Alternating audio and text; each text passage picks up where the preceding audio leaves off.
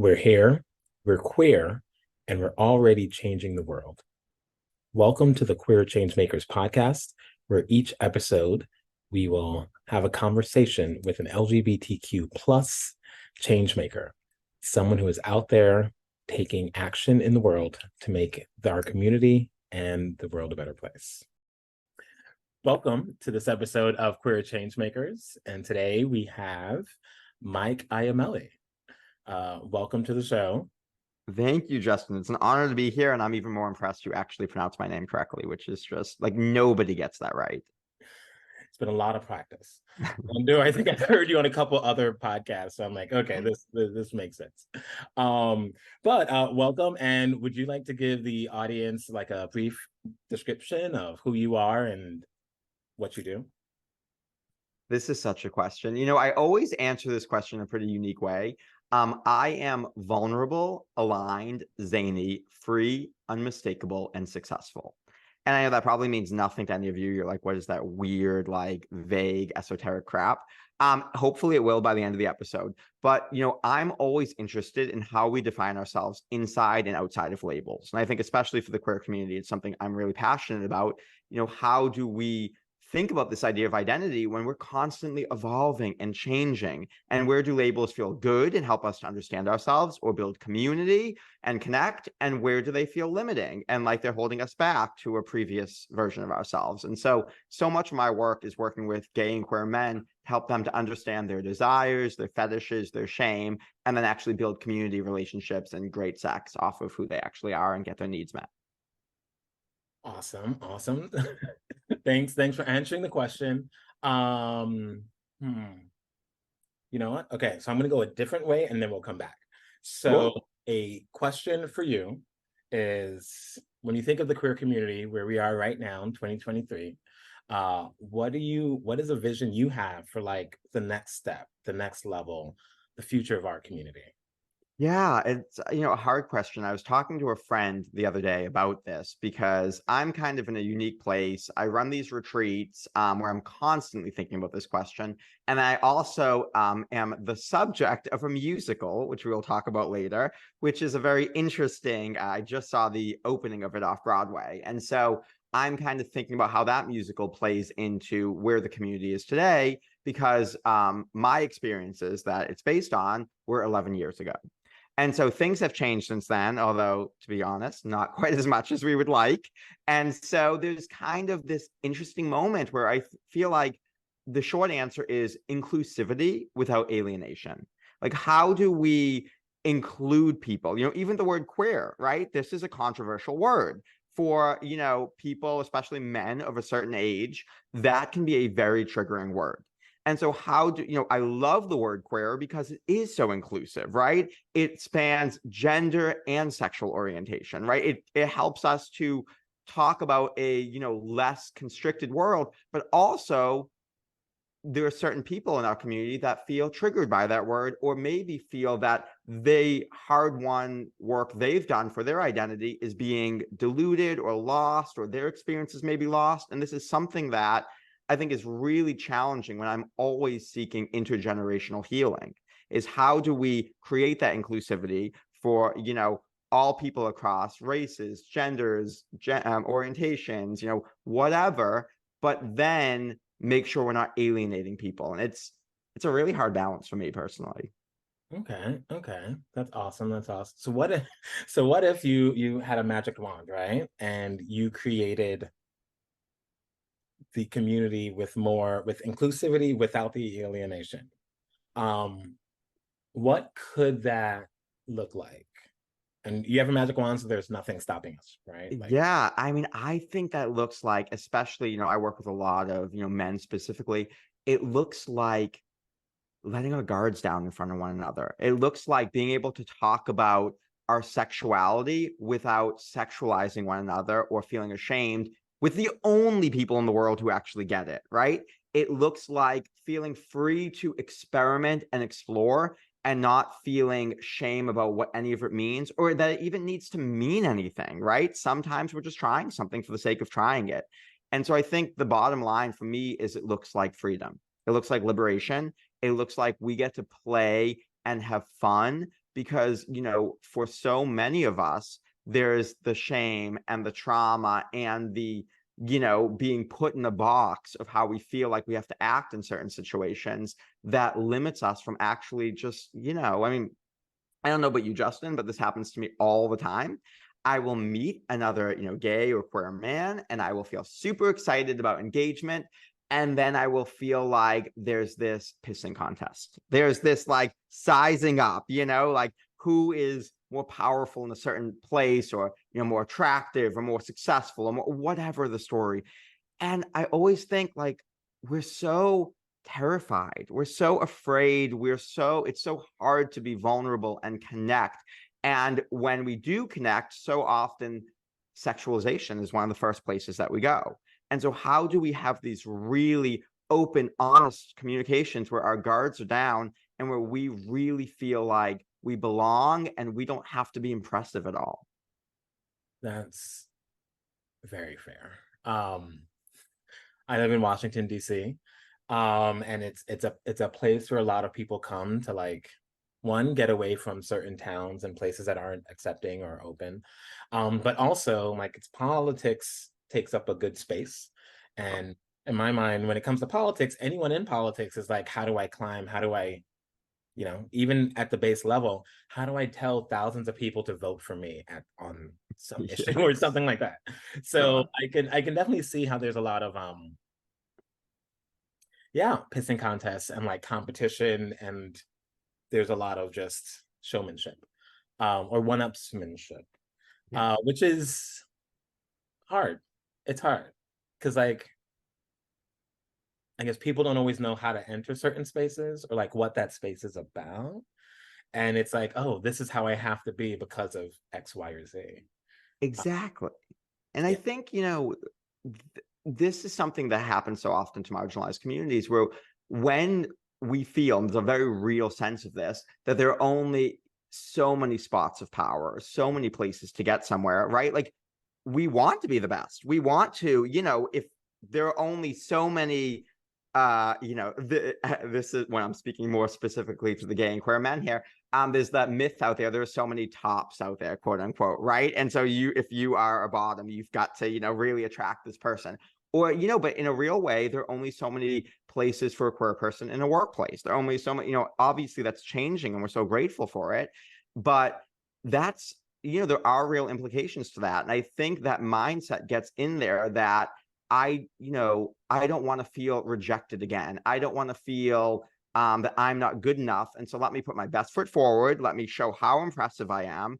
And that, if I'm walking into a space trying to be special or trying to be better, which believe me, I've done plenty of times, I'm not actually looking for connection. Even though I think I am or I want to, I'm really looking to just feel safe. And that's really hard because those things can feel like they are against one another. And I love, I mentioned these retreats I run. One reason I'm so passionate about them is because I try to subvert everything that I see as hurting people in queer culture and flipping it on its head. Mhm. And so we intentionally have, I know you're a hot tub fan, we have hot tub and sauna time every single night. And it is a huge trigger for most of these guys because they're walking in, and for many of them, they're not comfortable with their bodies. And they are used to walking into, the Provincetown pool party where everybody is giving them an up and down look and judging them. And so there is a real trigger there. And then, of course, the sexualization. And can I trust myself? Can I trust them? Will I be seduced? Will I seduce somebody? There's so many triggers that come into this. And what it ends up being is the most connecting platonic space they've ever been in with other queer men, where they just get to talk about all the hard, deep self work we've done all day. And that's really important to me because we don't always get that. We don't get to just relax and not have to put on the front. And I'll tell you, for the first, 5 hours when they're there, everybody puts on their front. And we joke about it and we actually have exercises to work through it because we know that's how we have been trained to interact with one another. We have ways of keeping ourselves safe. That sounds really interesting. That sounds really interesting, and I definitely see that because I do feel like, especially being queer, and I grew up in a conservative Christian context. There's a way of how open, how what is this container. What am I allowed Yeah. to do in this container? And Yes. coming from that in terms of safety, especially being a Black person Yeah. in the US, it's like there are certain Hmm. places I just won't visit because there's a distrust. There's not a proactive, I know that will be a safe space. Um, so there's like all these negotiations we make in our heads, and like in any space, it's okay, how do I be me, but also safely? And like how do I what's going on? And if I'm single and it's a gay space, and it's like, am I looking to connect with people? What are they looking for in this space? And yeah, I think there's a lot of work that we all have to do, both as queer people and I think just as people. Because sometimes even when I talk to like in certain open slash straight places, there's a lot of, who am I supposed to be in this? As a straight guy, I have to do X, Y, and Z. Um, like, yeah, yeah, like I've done some like sport leagues and things like that because it's great community. Sure. Um, and I was part of the DC. I am part of the Gay Flag Football League. I'm actually wearing the shirt right now. Love it. But they're like straight people who've come to join our league, and they're like, oh wow. One, it's a bunch of gays, but still competitive. Yeah. Also, you're so organized. You have like fields reserved. Joining the league, you get like a jersey and a t-shirt and like swag. And there aren't a lot of fights. Because Yeah. in some of the like straight flag football leagues, flag football, very macho sport, there are Sure. people who are just like, oh, you caught the thing instead of me. That means you're better than me. Therefore, I now need to like perform Sure. to like, and now we have to get a fight because we're just playing the sport and you happen to win this play. Um, so yeah, and I think the more freedom we have, hopefully when people come into our spaces, they get to like see that for themselves. And they can go in that way. But as you mentioned, retreats. And the first question of, hey, so what it is that you do, you mentioned your values and like some of the things you want to see in the world, but you just mentioned a retreat, so I'd like you to talk a little bit about that. Like, what are these retreats about, and when's the next one? Yeah, so the next one is this coming October. I don't know when this will air, but 5th to 8th. And so it's in a few months from now, when we're recording this. But these retreats are really, I'll be honest with you, I've been in the spiritual wellness space for a long time. I've been doing this work for about 10 years now. And I've been on a number of, gay spaces, gay retreats as well. And nothing has really satisfied me because it's always, especially if it's going to be queer, it goes one of two ways. It goes either very kind of sexualized, and a lot has to do with sexuality, which is great, and nothing's wrong with that. But often, I work with a high population who has sexual trauma, who has, experiences where that may not be appropriate. Or it's going to go the other way, and it's going to be completely sterilized and pretend that we have no sexuality and that's not a part of us. And that's by and large most of the spaces I've seen out there. Like a lot of the spiritual retreats, right? It's very meditative, it's very chaste. There's nothing about sexuality. And so it's great, and I've loved some of these spaces, but I've never found a space where I can talk to other gay and queer men about my sexuality in explicit detail without feeling sexualized or sexualizing anyone else, and really healing together. And these are the only people who get it, right? Nobody else in the world really understands the nuances of queer sexuality like we do. And so, it has been a labor of love. But I rent out a retreat center in the middle of the woods. It's about 45 minutes north of Boston, right by the beach. And it is this oasis. This, I want to create this utopia where we have the whole retreat center, hiking trails, a spa with hot tubs and saunas. Everyone has their own room, own bathroom, which is very important to me given the work we're doing. And you will not see anybody except for the chef the entire weekend. It's your space. You want to run around in your Speedo? Be my guest. Nobody's going to see it. You want to scream trauma and cry at the top of your lungs? Nobody's going to hear you. You want to be more flamboyant than you can usually be in life or dance? That's your time. And so what we do is we consciously do a lot of work on why we feel unsafe with one another. We do eye contact work, a little bit of touching, hands, nothing, more than that, but like feeling what does it mean to be non-sexualized intimacy. And then we do a lot of exercises. I'm going to talk about in a moment, but Also, this one's everyone listening is gonna be like, what the heck, Mike? Everyone has a personalized boudoir photo shoot. And I know that that can be super like triggering, right? People are like, here's the thing, especially with our bodies as queer people, many of us have challenged relationships with our bodies. And one of the things we really work on is understanding that if I have been taught from a young age that I am gay or queer and that is wrong, that that's shameful, and being straight is praiseworthy, right? Then I already started a deficit. My worth point starts lower. So now I have to accomplish more just to get back to the baseline.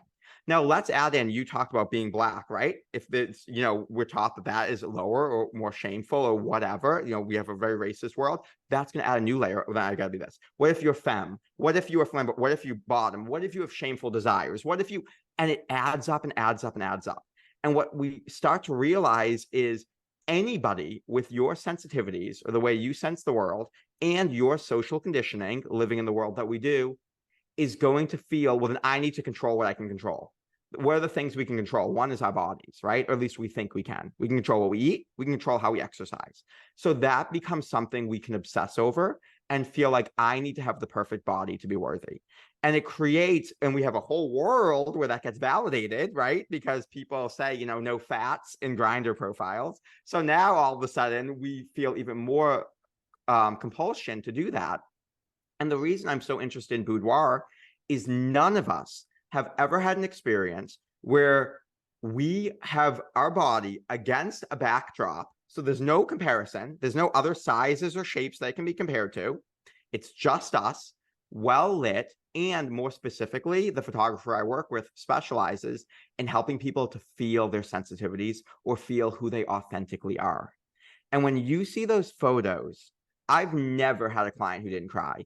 Because when you see those photos, it is shocking.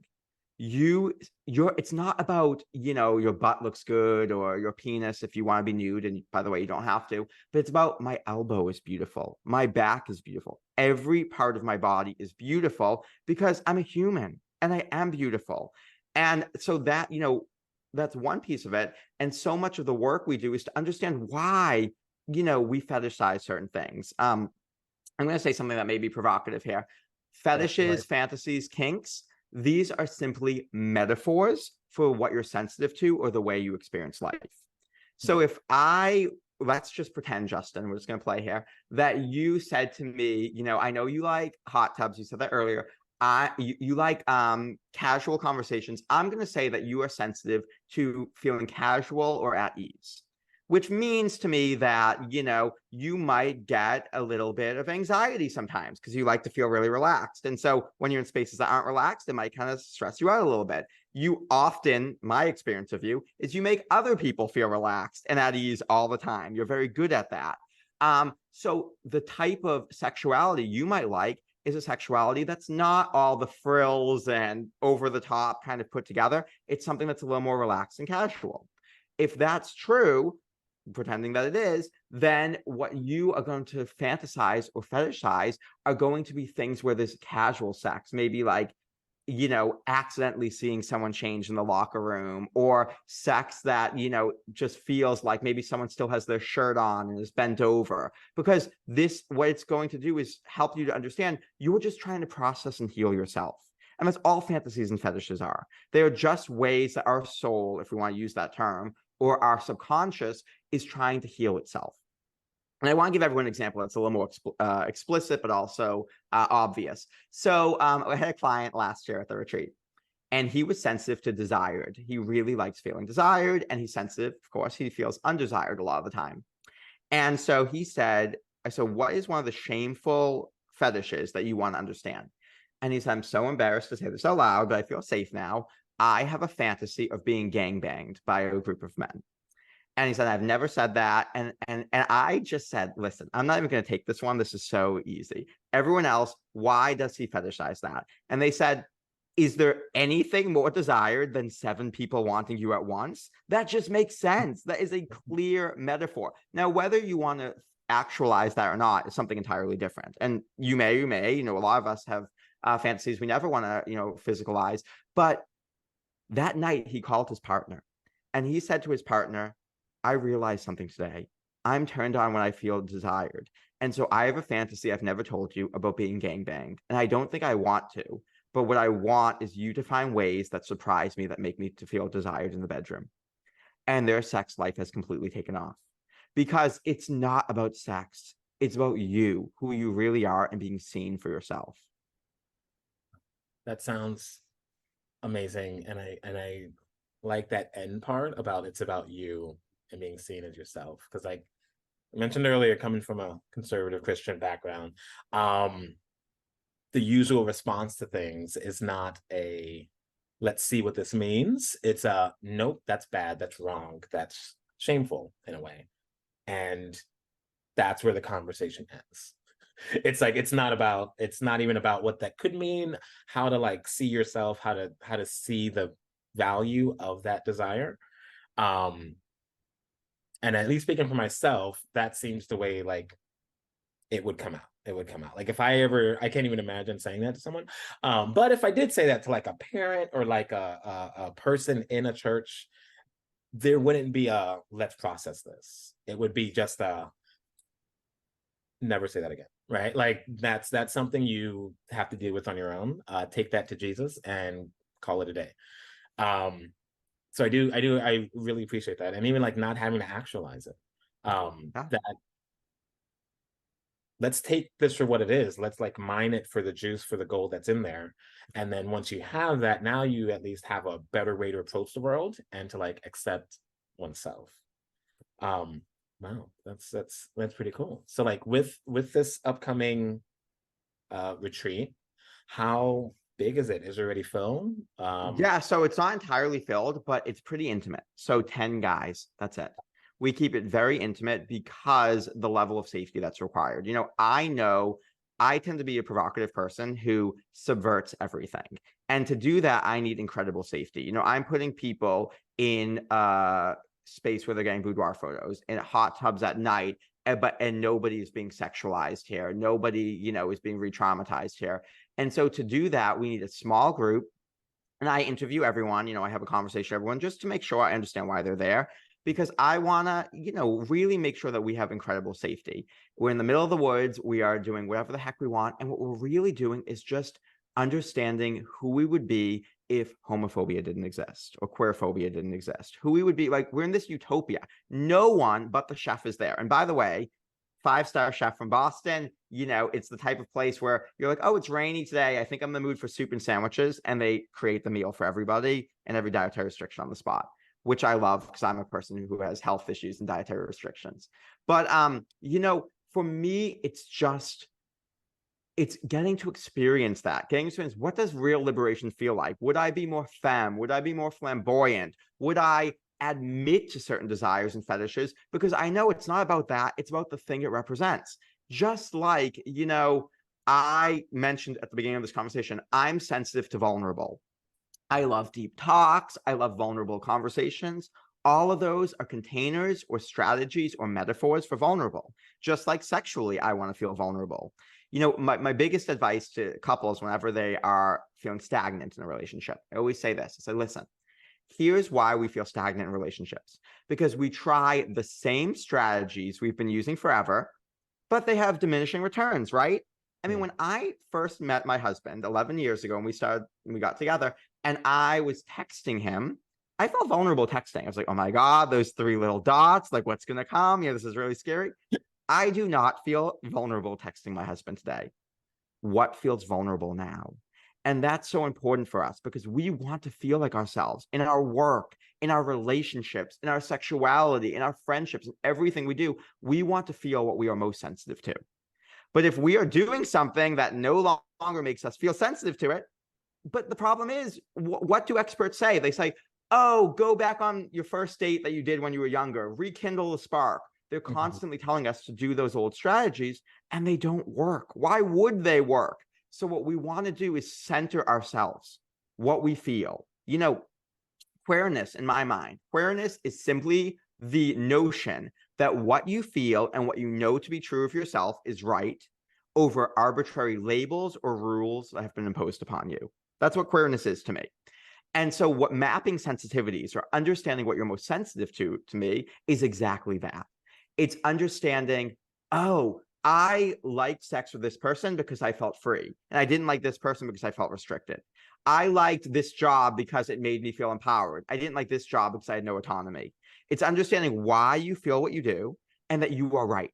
Everything you feel is right, even what you feel shame around. Because, like we said, if I am sensitive to, let's say, feeling free, and the way that I have learned to feel free, the best strategy that I've been praised for is to be independent. Okay, great. Most of my identity has been built in that.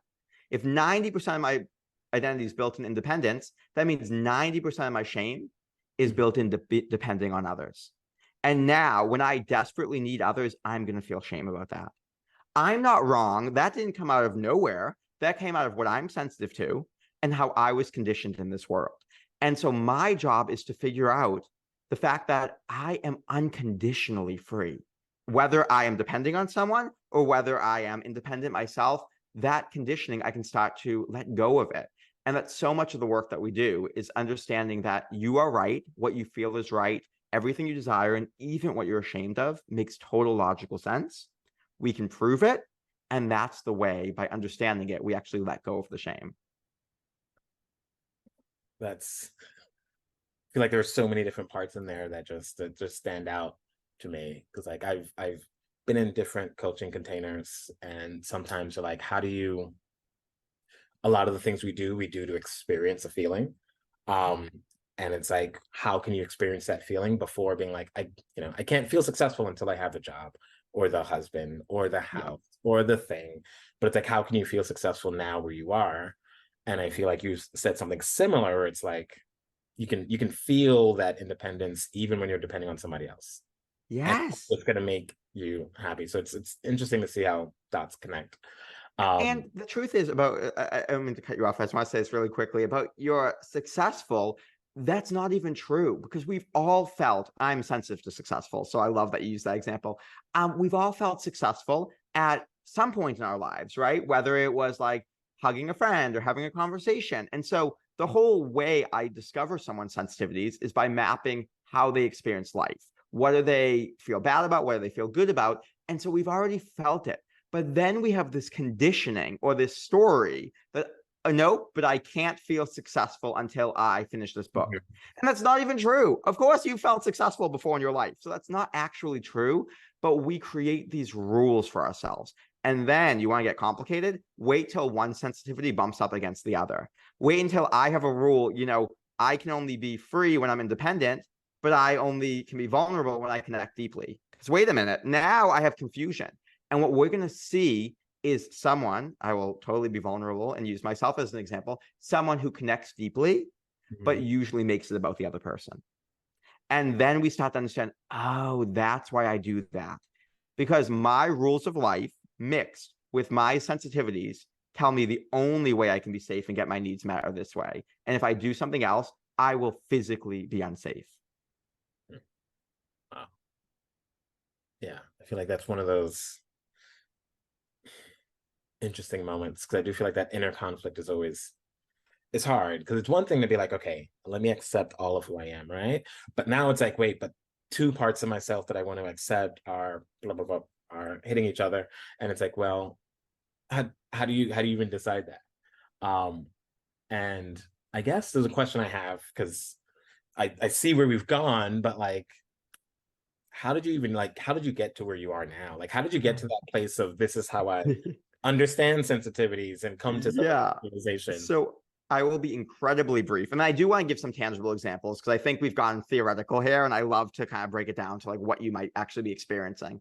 But so long story short, I owned a PR agency when I was 22 years old. There's a long way to how I got there, but I used to specialize in healthcare reform, and I had a very particular way of teaching people branding. I woke up one day, started vomiting blood. I was sick for about 3 months, very, very sick. Doctors gave me a few different diagnoses, but the bottom line was something autoimmune. And at the time, I had only ever dated women. One of my roommates was a pharmacy resident at the time. He was home a lot, and he cared for me. And through that process, we fell in love, and we had to explore sexuality in a new way, because I, at the time, wasn't physically attracted to him, but I was emotionally attracted to him. And so I had to understand, if we did things like watch porn together and understand, oh, that turns you on. Why? What's beneath that? What emotionally is turning you on? And that started to change the way I saw sexuality. I started to understand that, oh, we have these kind of rote fetishes out there, like, bondage or whatever. But what does that uniquely mean to you? And for everybody, it's a little bit different, right? There's an emotional need getting met. And then what happened was I left my job because if you're vomiting blood, probably not the job for you. And so I gave a year's notice. Do not recommend doing that. But I was an owner of this company. And I went to herbal school, spiritual schools, nutrition school. I was at like 3 full-time schools trying to figure out my next move. Left, I was an herbalist for a while for Boston's tech entrepreneurs because these people were getting sick. I got sick. I thought that was probably the best path for me, but I didn't love it. And so I started writing a blog because I was very successful at a young age. And I thought, you know what? Success isn't what it's cracked up to be. Let me write about this blog for other people my age to kind of figure out what they're passionate about. About 3 months into that, a publisher reached out and said, can I give you a book deal? And I was like, yeah, is this how it happens? Yes, you can give me a book deal if I can just like get paid to do what I'm doing. So I wrote this book, and my editor was queer herself. And she said, your relationship is an important part of this book. And the way you've come to understand relationships, can you include that? So, okay, sure. Turned in that manuscript. And then I thought, oh, crap. I have to tell people about this. Like, my family knows, my close friends know, but people can't find out on the shelves of Barnes & Noble. And so I decided coming out one-on-one to people, and especially the nuances of the situation, felt exhausting to me. And I thought, I've got this blog. Why don't I just write about it? People can all talk shit behind my back, come to me when they're fully processed. Feels so much easier than actually having these conversations. And so I wrote a blog post. And at the time, I was writing for some national publications. Long story short, one picked it up. And when I woke up the next morning, 100,000 people had shared it. And so this post, had gone viral. NPR was calling me. Huffington Post was calling me. I did a few interviews. There was a lot of homophobic hate. There was hate from the community, from outside the community, love from the community, love from it was just every which way you can imagine. And I shut down. I decided I am not doing this anymore. I don't want to talk about this anymore. I am more than just my relationship, which we'll see why I, at the beginning, talked about inside and outside of labels. I've been so many things and had a hard time defining myself in life. And so I left that and I thought, well, I don't know what to do with my life. And I had a few failed attempts of figuring things out. And I had basically given up. And what I decided I would do is go back to public relations with my tail between my legs and beg my partners to take me back in my own company. And so to go back, I decided to host a failure celebration. Now, it's not quite as enlightened as it sounds. I was just kind of like, I spent a year and I feel like a failure. I want to find success in this failure. Find success in this failure. You heard me earlier say I'm sensitive to successful. We're going to figure out why this worked for me. At the time, I didn't know. And so I decided to take the one thing I was still confident in and successful at, which was branding, this branding system I had. And I was going to help some spiritual entrepreneurs that I knew. And so I did about 9 hours straight of sessions, had to stop sessions to pee, did this, branding on them. And these people were, therapists, artists, life coaches, yoga teachers. And they said to me, Mike, but my business is my purpose. You just explained my purpose to me. You explained why I got divorced. You explained, like, this is what I'm sensitive to. And I thought, well, what? No. First of all, I thought, okay, sure. Like, if you want to be delusional, great. I did all this for free. And one of them said, my friend is going through a divorce. She needs this. Can she hire you? And I said, if she's paying, she can hire me. And I made a rule for myself that I would not go back to public relations if I had a week where I was still getting clients, because at least this was sustainable. And now that was almost 10 years ago. And so what I really did over those 10 years was come to refine and understand this idea of, let's pretend that everyone, before you have, so let me say it this way. People will come to me and say, Mike, I figured out my life purpose. I'm meant to be a life coach. And I will say, that's amazing. I would never take anything away from you. If that feels right to you, more power to you. But here's the thing. If you can achieve it, that implies you can fail it. And that doesn't make much sense. How could you fail a purpose? And furthermore, if you can achieve it, that implies you didn't have it at a certain point. So did you just not have a purpose as a baby? Like, when did it come in? When you graduated high school or when you got your first job? But that doesn't make sense. So here's the thing. Before we had language or achievements, before we had anything, we had one thing. Every one of us had sensitivities. We had things we were sensitive to. Some babies are sensitive to loud noise. Some babies are sensitive to smells. Some babies are sensitive to connection, and they love looking their moms in the eyes. Some babies are sensitive to freedom, and they will crawl as fast as they can, as far away from everything, right? Every baby is sensitive to different things before they even learn much about life. Let's say that you were the baby who was sensitive to connection, and you loved looking your mom in the eye. And the times that your mom ignored you, you felt really bad about yourself. And maybe as a little kid, you came running with your little painting or your picture from class, and your mom was too busy, doing something important, and you felt really rejected because you didn't have that connection. Now, a different kid might not feel exactly what you did, but you felt that because that's what you're sensitive to. And if you're that kid who's sensitive to connection, growing up, you might feel a little bit isolated or not like the other kids or alone because you're sensitive to disconnection too, right? If you're sensitive to connection, of course you are. And you're going to be the kid who's going to get really good at looking people in the eyes and having one-on-one conversations because you know what it's like to feel disconnected. You're sensitive to that. You're going to be the kid that knows how to build communities and how to make sure other people are included because you're sensitive to their disconnection too. You're going to be the kid who maybe grows up and does want to be that life coach. So when you say to me, Mike, I figured out my purpose, I want to be the life coach, I say, that's a fantastic container for your purpose. But it's kind of like a cup. The water is the purpose. The cup's just what holds it. The reason that this feels purposeful is because it's connecting. That's what this is about. And that's why you like eye contact during sex or missionary positions. That's why you like to maybe talk or verbal during sex. That's like why you like this and this and this. And suddenly we start to understand why you experience life the way you do. Wow, that I love that. I love the you've always been you, and here's how it's showing up. That part really resonates for me, because I do think sometimes we get lost in the external things, and we think that's what's giving us the value. But by you saying it that way, it's like, no, it's always been you. Because like sometimes yeah, I can go there.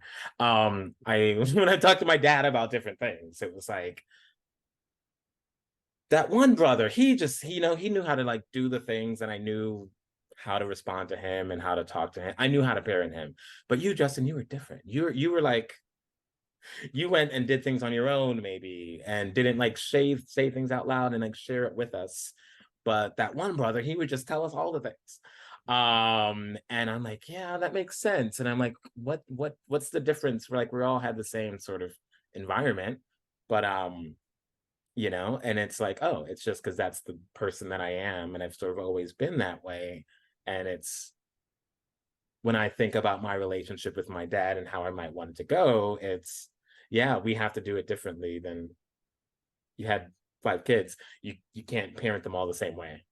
Totally. And I think every parent who's listening knows this, right? Like, you try parenting your kids the same way. Kids are going to be different. We have a subjectivity. We are born with something. And how do we talk about that? And so what I like is the word sensitivity, because you're sensitive to something. You experience life differently. If I work with a client, I want to know, how do you experience life?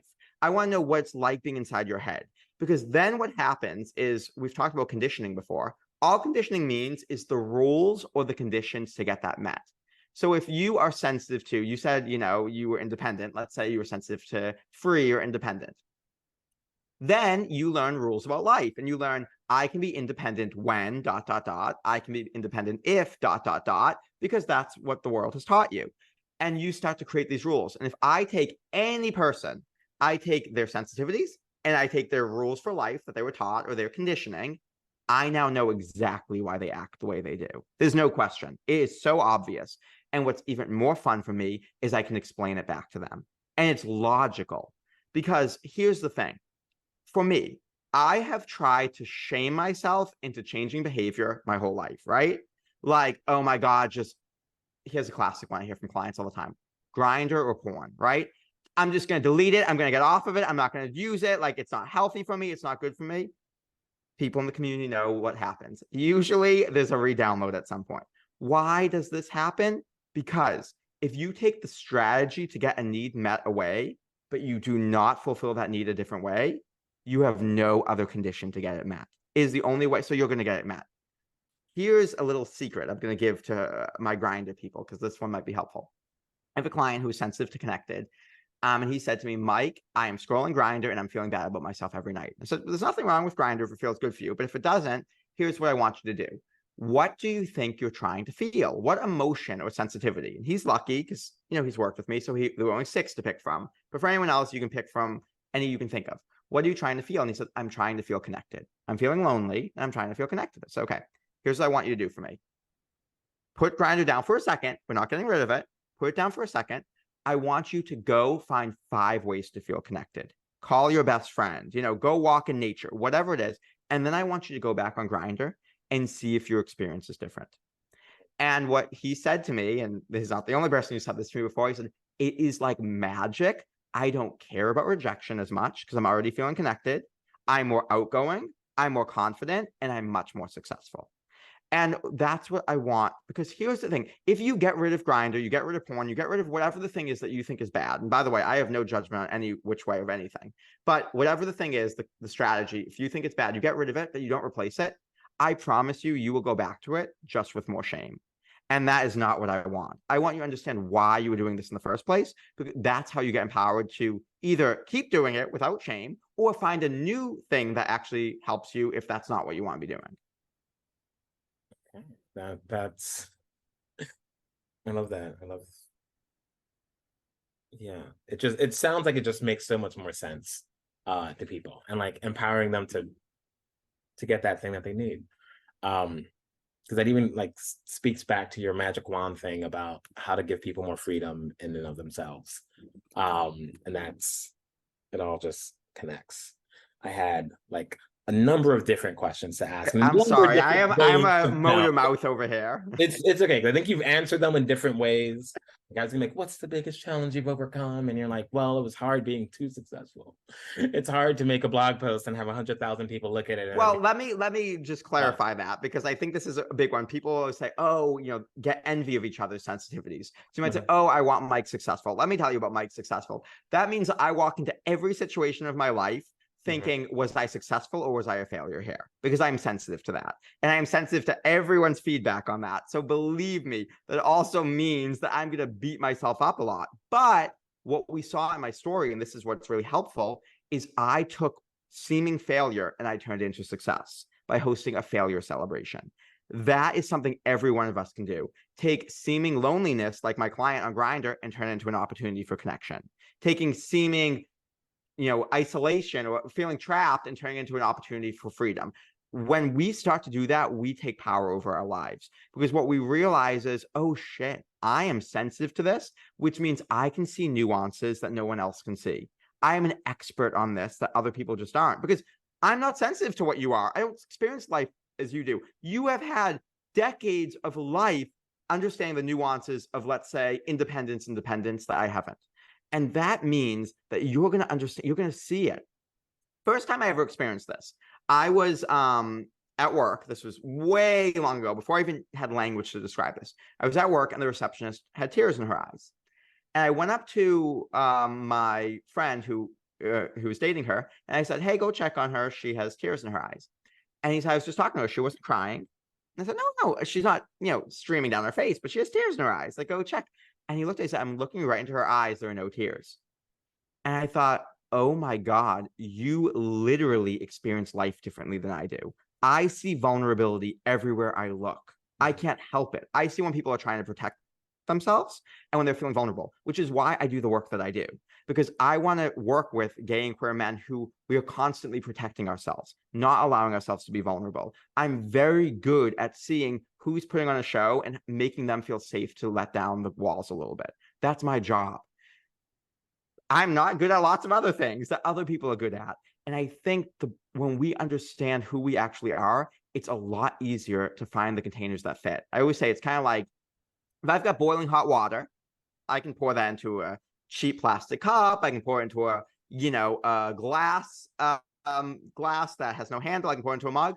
If I pour it into a cheap plastic cup, it will probably melt and I'll burn my hand. If I pour it into something without a handle, I'll probably burn my hand. When I know the essence, it's a lot easier to choose the container. Yeah. There's a part of me that's like, and end the episode now. And scene. Because where else do we go? But I guess I did two other questions about things you mentioned. You mentioned briefly the off-Broadway show about Yes. you. I don't know if you want to talk about that at all. Sure, I'll be brief on this. So yeah, when that article went viral and came out, about 6 months later, I want to say, I got an email from grad students who asked me if they could use this as a musical. And I think the way they phrased it and the way my mind was, I wasn't really responding to interview requests, but I thought this was a grad school project. And they seemed really earnest and they seemed really excited. And I was kind of like, you know what? Like, sure, you can interview me, no big deal. And so they came to Boston and they interviewed me for an hour. And at that time, my boyfriend, Garrett, for an hour. And neither of us talked about what we said. So we actually didn't know what the other said. And then they went on their merry way and I didn't hear from them. This was 2015, I think. I didn't hear from them again until 2021. Wow. And so I just assumed this was a grad school project, right? And it went nowhere. And then I got an email and they said during COVID, they had more time, or the height of COVID, they had more time, and they started writing and they finished it and they partnered with the college to workshop it. And I thought, oh, cool, but still, the school project type thing, right?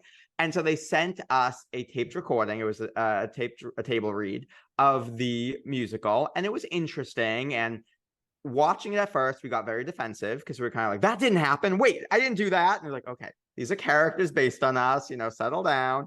And so then I got an email maybe 3 or 4 months later that they got into the New York Theater Festival and they were officially debuting this to the world. And I thought, this is like getting real. And they're like, would you come to New York to see the show? And so in June 2022, we went to New York and we went to one of the 3 showings. And it blew my mind. It was, I don't want to say too much because I know we're running short on time here, but what I will say is that there was a moment in the show where the 2 characters, Mike and Garrett, are intimate for the first time. And then they start fighting. And Garrett screams, "I'm not effing gay." And it was a moment where I'm still getting goosebumps saying it now. I looked around me and it was the first time in my life that everyone was stiffened up and the entire theater had the exact same thought at the exact same time. And you could feel it. And I thought every single person in this room knows what internalized homophobia feels like. And I just said, I whispered to Garrett, this is so poignant because there's a lot of media about externalized homophobia, which is super important. We need to keep talking about it, of course.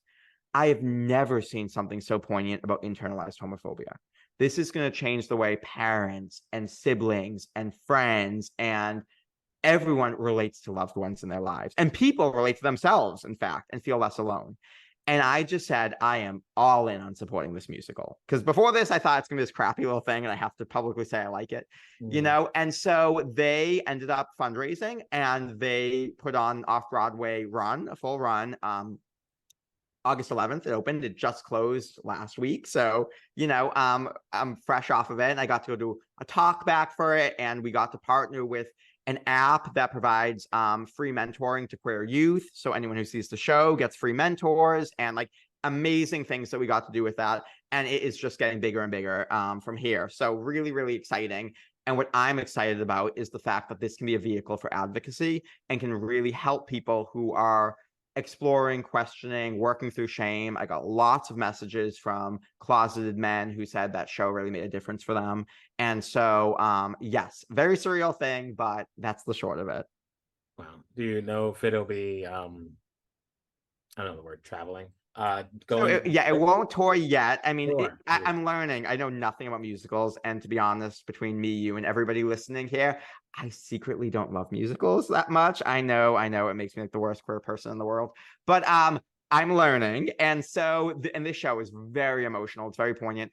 What I've learned is touring. We're a little too early for that stage yet. There are talks about DC, maybe, so it may be going to DC, but that would be just a DC based run. Again, it may be coming to New York. So there are talks about that next year or the year after. But I think it's one of those things where it just takes 5 to 10 years, got to get to Broadway. And then once it's on Broadway, it can start touring the country. And so it just has to build a following. So straightforwardmusical.com if anyone wants information about it.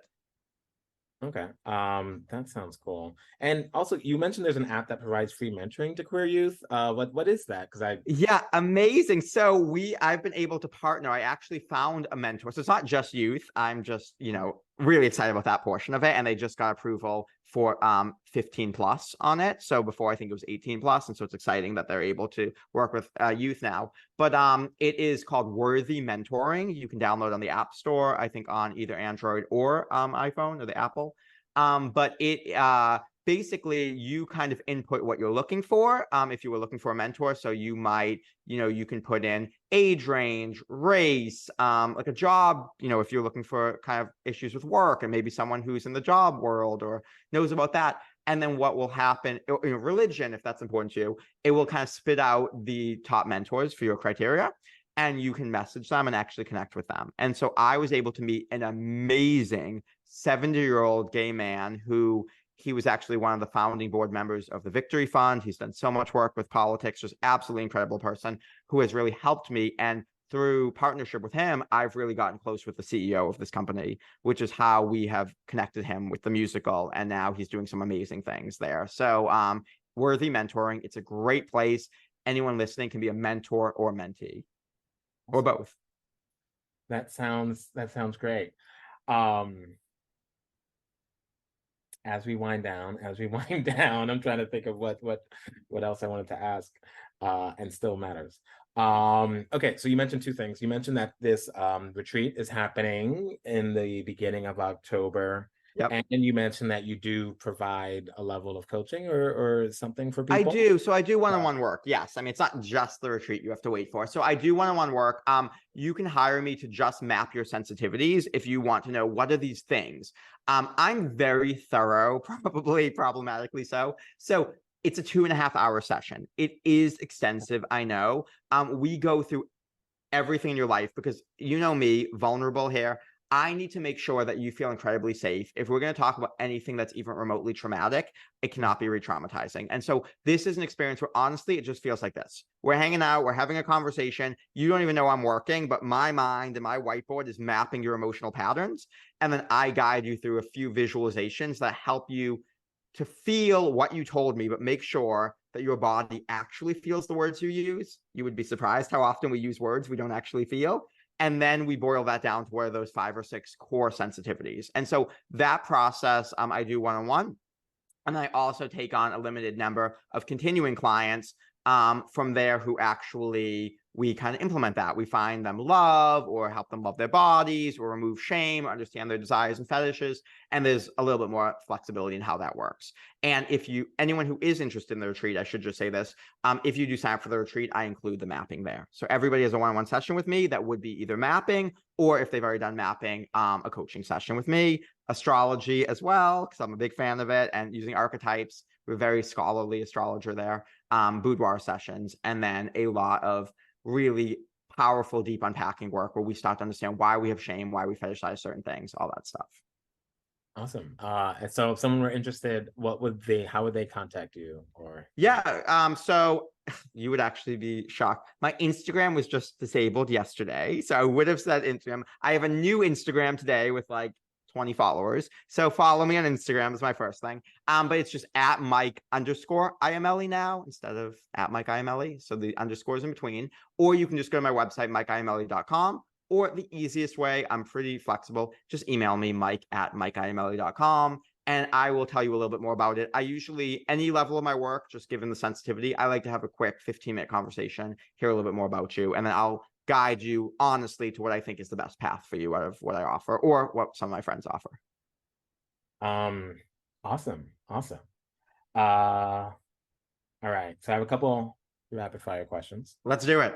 And let's see. So first, what is something or yeah, what is something that inspires you or why and why? Oh gosh. Queer entrepreneurs, I mean, anybody who is putting themselves out there in any way. I mean, thinking about the musical guys, like to put your art and these soul-wrenching songs on stage. I am just I guess acting too. Like right now, I am just amazed by people who can put that level of vulnerability out there. Awesome, awesome. So my question, you say pride, but it's summertime. Do you have a favorite moment of this past summer that sticks out, or pride, either one? Yeah, I mean, I like the 365 pride mentality. So, always rooting for every day. This summer, I think going to the musical was a big deal for me and just kind of seeing people's reactions, seeing the tears, seeing how meaningful it was for people. It just made me realize our stories do matter. And that's why I'm super passionate about what you're doing with this podcast, because we really underestimate how much our stories can make an impact. Okay, nice. And a favorite self-care routine that I am a big bather. So I have a clawfoot bathtub in my house. I love to take, like, not for, hygienic or cleanliness reasons, I shower, but I like to bathe, just like put some essential oil, some Epsom salt in, and just totally chill out. awesome, awesome. And now fun one. Do you have a favorite joke or something that made you laugh recently? Oh gosh, a favorite joke. I mean, I feel like everything makes me laugh. I have to think of something that's really funny. We just watched, just because it's like a comedy show I saw, we just watched After Party on Apple TV. I don't know if you know of it, but it is the murder mystery comedy show.